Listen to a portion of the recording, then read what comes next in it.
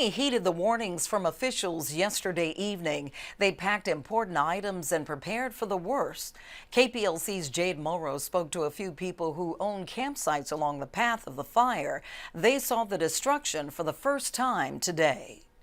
The company called me and said there's a fire headed this way. A race against Mother Nature. My brother-in-law got a text, his boss was passing through, and he sent a picture of our front entrance of the lease. It was on fire. Jason Mack and his family, who also have a campsite in Singer, packed up their belongings and tried to hold off the fire as long as they could before saying goodbye to the place they call their second home. Got up here and we started cutting fire lanes and trying to keep everything off the camps that we could. Just about everything at the campsite charred, with fires still smoldering. One word coming to mind when they returned the next morning.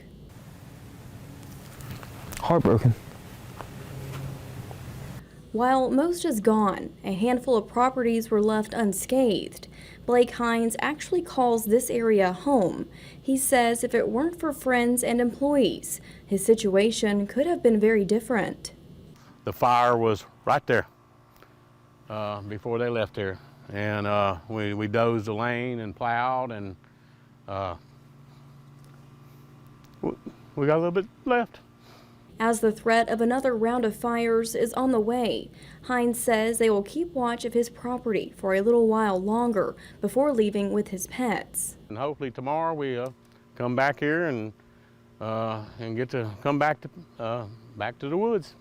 As for Mac and his family, they say they look forward to rebuilding.